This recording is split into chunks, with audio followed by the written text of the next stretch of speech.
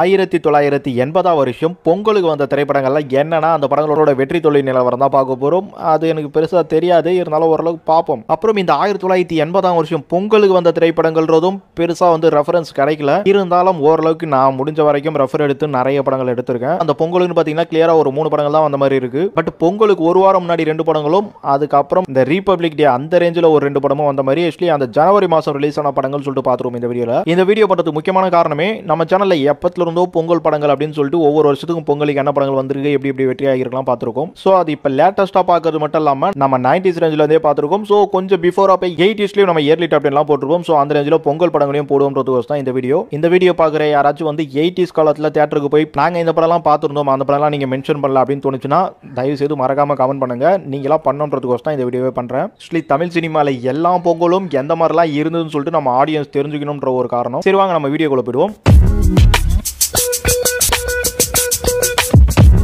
இல்ல முதல்ல 1000 வாசல் இதயம் சொல்லிட்டு ஜனவரி 7ஆம் தேதி இந்த படம் ரிலீஸ் ஆகிருக்கு. இந்த படத்துல நடிச்சிருக்கிறது நம்ம சுதாகர், ராதிகா. இந்த படம் அந்த டைம்ல ஒரு ஆவரேஜா போயிருக்கும். அப்புறம் ஒரு நாள் கழிச்சு ஜனவரி 8ஆம் தேதி இதயத்தில் ஒரு இடம் அப்படின்னு சொல்லிட்டு ஒரு படம் ரிலீஸ் ஆகிருக்கு. இங்க ஸ்ரீகாந்த் ஹீரோவா பண்ணிருக்காரு, நம்ம ராதிகா ஹீரோயினா பண்ணிருக்காங்க.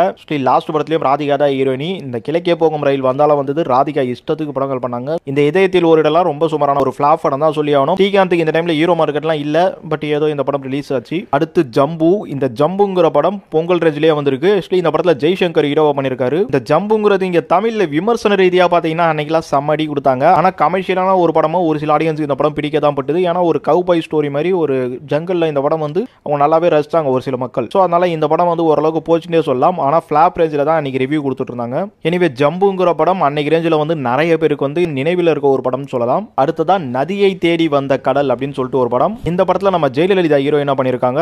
ஜெயலலிதா கடைசியா நடிச்ச ஹீரோயின் படம் பாத்தீங்கன்னா இந்த படம் தான் இருக்கு நம்ம தமிழ் சினிமால. இந்த படத்துல சரத்பாபு ஹீரோவா பண்ணிருந்தாங்க. ஜெயலலிதான்றதுனால அந்த டைம்ல படம் கொஞ்சம் நல்லாவே இருந்துன்னு சொல்லாம எதிர்பார்ப்பா.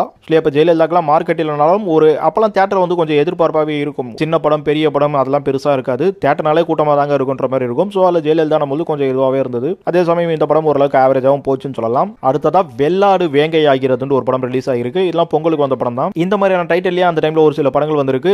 இந்த டைட்டில்ன்றதே பாத்தீங்கன்னா உங்களுக்கு அந்த படத்தோட கதையை சொல்ற மாதிரியே இருக்கும். ஆனா விமர்சனத்துல பாத்தீங்கன்னா வெள்ளாடு வேங்கையெல்லாம் அவளையா, அது நான் வெள்ளாடு மாதிரியே தான் சுத்தி நிக்குதுன்ற மாதிரி தான் பேசினாங்க. பட் இந்த கதைக்களம்ன்றதுலாம் அன்னைக்கு பேசப்பட்ட ஒரு கதைகளும் தியேட்டர்லயும் பாத்தீங்கன்னா அந்த படம் ஒரு ஆவரேஜ் பெர்ஃபார்மன்ஸ் பண்ணிருக்கும்.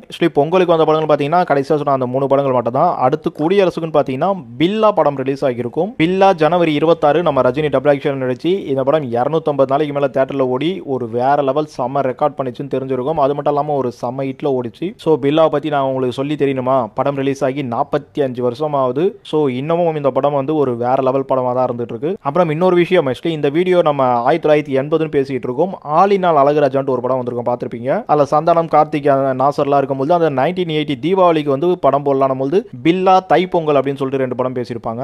இந்த தைப்பொங்கல்றது இந்த 1980 பொங்கலுக்கு நினைச்சதோல அது மே 30 அந்த ரேஞ்சில் வந்திருக்கு. பார்க்க போனா நம்ம சுதாகருக்கு இந்த பொங்கலுக்கு வந்த படம்னா 1000 வாசல் இதயம் தான். அந்த படத்துல என்னடா தீபாவளிக்கு இந்த படங்கள்லாம் போடுறோம்னு சொல்லியிருக்காங்களே அப்படின்னு பார்த்திருப்பீங்க. அப்ப தியேட்டருக்கு எல்லாம் பாத்தீங்கன்னா உங்களுக்கு ரீரிலீஸ் தேட்டர் தான் நிறைய இருக்கும். ஸோ பழைய படங்கள் தான் வாங்கி போடுவாங்க. அதை அந்த ஜனங்க புது படங்கள் மாதிரியே பார்க்கறதுக்கான ஒரு காலகட்டமாக தான் அந்த கட்டம் இருந்தது. ஸோ நம்ம 1980 பொங்கலை பத்தி பேசும்போது இப்போ லேட்டஸ்டா ஒரு தமிழ் சினிமாவில் வந்த விஷயமும் அதோட மெர்ஜ் ஆகுதுன்றதுக்கோசம் இதை பத்தி பேசுறேன். அடுத்ததா இதே குடியரசுக்கு ரிஷி மூலம் அப்படின்னு சொல்லிட்டு நம்ம சிவாஜி படம் ரிலீஸ் ஆகிருக்கு. சிவாஜிக்கு அப்ப ஹீரோ மார்க்கெட் இருக்குதாங்க சொல்லணும். ஏன்னா திரிசூலம்லாம் ஒரு பெரிய ஹிட் கொடுத்துருக்காரு போன வருஷத்துல. ஸோ இந்த ரிஷி மூலம்ன்றதும் சிவாஜி ஆடியன்ஸ் மத்தியில் நல்ல ஒரு படமாவே இருந்து தியேட்டரில் இந்த படத்தையும் 100 நாள் வச்சு ஓட்டிருக்காங்க. அதனால இந்த படம் ஒரு ஹிட் ரேஞ்ச் படமாவே இருந்திருக்கு. சரி ஓகே ஃப்ரெண்ட்ஸ், 1980 ஜனவரி மாசம் இவ்வளவு படங்கள் தான் ரிலீஸ் ஆகிருக்கு எனக்கு தெரிஞ்ச ரெஃபரன்ஸ் வரைக்கும். நம்ம தமிழ் சினிமால இந்த 1980 பொங்கல்றது கொஞ்சம் சுமாரா தான் இருக்கு. ஆனா இந்த வருஷம் தீபாவளி வெயிட்டாவே இருந்திருக்குன்னு சொல்லணும். ஸோ அதுக்கான படங்கள்லாம் நம்ம ஃபியூச்சர்ல பண்ணுவோம்.